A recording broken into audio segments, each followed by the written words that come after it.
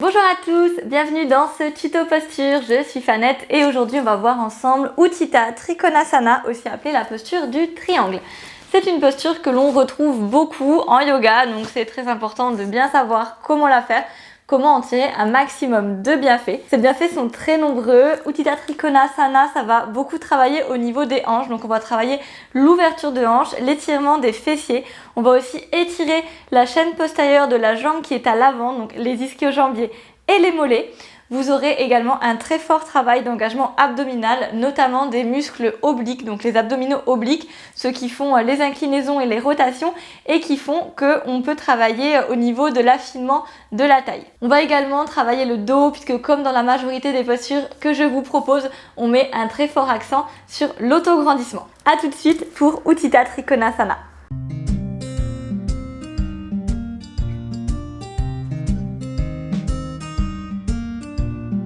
Alors, pour le triangle, on va commencer debout à l'avant du tapis. Vous allez venir avec une jambe faire un grand pas vers l'arrière. Donc, pour qu'on soit tous ensemble dans le tuto, on va commencer avec la jambe droite vers l'arrière. Donc, vous la soulevez vraiment, vous allez très loin derrière. Vous allez venir poser le talon, pivoter le pied d'un quart de tour pour que la tranche externe du pied soit parallèle au petit côté de votre tapis. Le genou avant pour l'instant est plié et vous avez votre talon qui, si on continue sa ligne, arriverait au milieu de la voûte plantaire à droite. Donc peut-être que vous reconnaissez l'alignement des pieds du guerrier numéro 2, Virabhadrasana 2, c'est une posture qu'on voit dans la formation yoga avancée et c'est les mêmes alignements que Utthita Trikonasana, le triangle qu'on est en train de faire. Donc là, on est dans ces alignements de pieds de guerrier 2. On va venir pour passer en Trikonasana, tendre la jambe avant. Pour tendre la jambe avant, attention, souvent je vois ça. Donc là, vous voyez, moi j'ai un petit récurvatum de genou, donc clairement ça me le fait, c'est un bon exemple de ce qu'il ne faut pas faire. Il ne faut pas claquer sa jambe comme ça, vous voyez, mon genou est trop à l'arrière. Mais en fait, le micro-plié, si vous avez le même problème que moi de la jambe qui se tend trop, et c'est le problème de la majorité des gens en général, hein, c'est quand on ne contrôle pas son genou en fait. Donc là, vous micro-pliez et en fait, vous engagez le muscle de la cuisse, le quadriceps. Vous imaginez que vous voulez remonter la rotule à gauche. Moi, ce que je fais quand des fois j'arrive pas trop à sentir si je remonte ma rotule ou pas, je mets ma main, en fait, une tranche de ma main, la petit doigt ou le pouce, au-dessus de ma rotule. Et du coup, avec ma rotule, j'essaye vraiment de pousser dans la main. En fait, ma main pousse ma rotule vers le bas, ma rotule résiste et là, je sens que ça contracte ma cuisse. J'enlève ma main et je garde la contraction. Donc ça, c'est vraiment la remontée de la rotule, c'est l'action du quadriceps et ça protège. Ok. Ici, je vais venir dérouler mes bras sur le côté, ils sont à hauteur d'épaule et le buste est face à moi. On a envie de tourner le buste vers l'avant, mais on reste bien face. Les doigts font Spiderman, on s'étire très loin. La jambe arrière est tendue et la tranche externe du pied arrière, donc le pied droit pour nous, pousse très fort vers l'arrière. Plus vous allez prendre un trikonasana serré, plus ça va être facile de se pencher.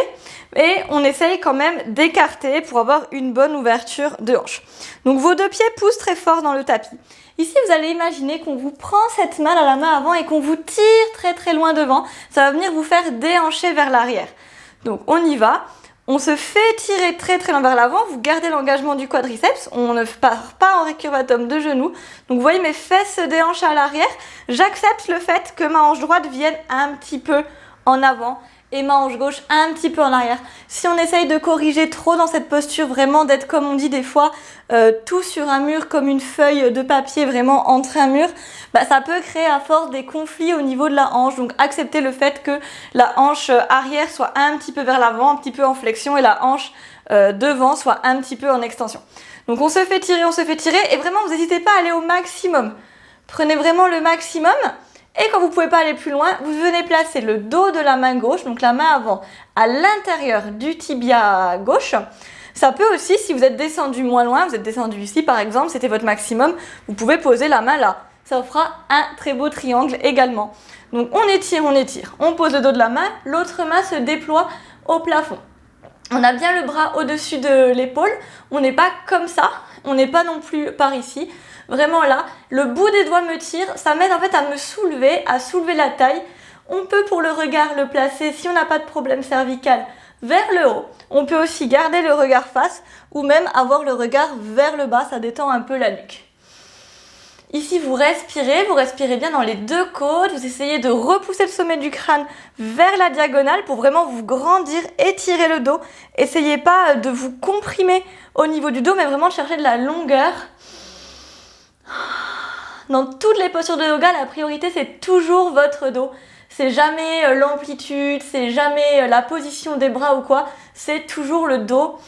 C'est vraiment la colonne, un endroit très fragile qu'on doit vraiment protéger. Ok, et pour relâcher, vous pouvez faire un périnée expire, remonter directement comme une petite hélice, ou alors vous pouvez plier le genou. Ici, vous pouvez passer en guerrier 2, ou quand vous avez le genou plié, vous pouvez passer en fente basse. Maintenant, on va voir une petite astuce pour être sûr d'avoir vraiment le flanc inférieur du cou bien étiré dans Utthita Trikonasana. Et je vais aussi vous montrer des variantes de bras. Donc la technique pour avoir le dos bien étiré, c'est en fait de se visualiser en guerrier renversé. Donc le guerrier renversé, c'est j'ai pris les mêmes débuts, un grand pas vers l'arrière, petit quart de tour, le talon qui se projette au milieu de la voûte plantaire. Et ici, on place ses bras comme en guerrier 2, donc on est en fait en guerrier 2, et le guerrier renversé, il vient en fait ouvrir le bras avant, le bras arrière vient soit le long de la cuisse, soit au niveau des côtes ici à droite pour étirer le flanc, et le genou presse bien vers l'avant. Donc ici, essayez de mettre toute votre conscience dans ce qui se passe ici, vraiment cette forme là d'arc de cercle que vous prenez dans le flanc gauche, vraiment l'inspire qui vient tout étirer jusqu'à l'aisselle, cette belle forme courbe, et toutes les sensations d'étirement que vous ressentez. On va reprendre notre Trikonasana et on va essayer de retrouver ces mêmes sensations ou tout du moins de les visualiser pour être sûr de ne pas s'écraser vers le bas. Les bras déployés, on contracte le quadriceps, vous vous souvenez, on remonte la rotule pour ne pas partir en récurvatum, les deux pieds écartent fort dans le tapis, on déhanche vers l'arrière, on se fait tirer très loin vers l'avant, vraiment on y va à fond, on n'hésite pas à légèrement déhancher le bassin pour vraiment ne pas compresser dans la hanche. Et ici je place mes mains, donc une à l'extérieur du tibia et l'autre vers le haut. Et ici, je peux imaginer que dans ce flanc-là, il se passe la même chose que quand je suis en guerrier renversé.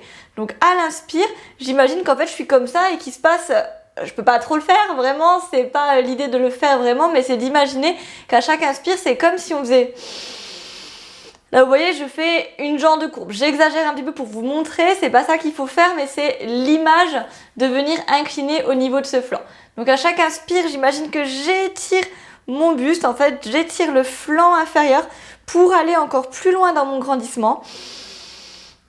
Et chaque expire, je presse dans mes deux pieds pour me grandir. Et vous devez sentir que c'est pas du tout pareil au niveau de l'engagement des obliques, des muscles abdominaux. Là, on sent vraiment qu'ils bossent à fond et des deux côtés. Une variante pour travailler justement encore un peu plus ces obliques, c'est de venir sur un périnée expire, soulever le bras gauche et venir passer en angle droit. Donc toujours au niveau de la tête, on peut regarder vers le haut ou vers le milieu. Si on est ici, on essaye d'étirer encore un peu plus le bras à l'avant, d'étirer le bras vers le haut. Ici, ça nous aide, moi je trouve, à avoir cette sensation de guerrier renversé, donc d'étirement dans le flanc gauche. On respire et on peut aussi amener les deux bras comme ceci, en danseur au-dessus de la tête, sans tourner le buste vers l'avant, vraiment en gardant cette inclinaison. Et là, on imagine toujours qu'on étire à fond le flanc gauche en faisant cette petite arche. Et ici, ça bosse à fond dans les abdos. On revient. Ici, la main gauche, elle est toujours très légère. Hein. Dans le tibia, on voit des fois des gens, ils s'appuient complètement dans leurs jambes. Mais vraiment, on est très léger pour vraiment tonifier le centre. Sinon, c'est que vous prenez appui dans votre jambe et pas dans votre force intérieure. Ok, et un périnée expire pour remonter. Et on peut faire triangle inversé pour étirer. Donc vous gardez les deux jambes tendues et vous ouvrez le flanc gauche. On regarde sous l'aisselle et on presse les côtes droites vers l'épaule gauche. On respire ici. Et on relâche, on revient à l'avant du tapis. C'est parti pour l'autre côté, donc on va aller un petit peu plus vite pour réviser un petit peu tout ce qu'on a vu dans les ajustements. Alors, ici, grand pas vers l'arrière avec la jambe gauche, très loin. Petit quart de tour, le talon droit se projette, milieu de la voûte plantaire. Pour l'instant, j'ai le genou plié, je déploie mes bras.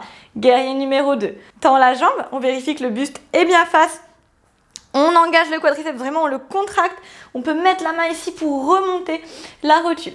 On se fait tirer par le bras droit, on pousse les fesses à l'arrière, on accepte le petit déhanché qui se crée, on n'essaye pas de venir absorber les fesses pour être complètement tout droit, vraiment on accepte le fait que la fesse gauche parte un peu vers l'avant et la droite un peu vers l'arrière pour protéger son bassin.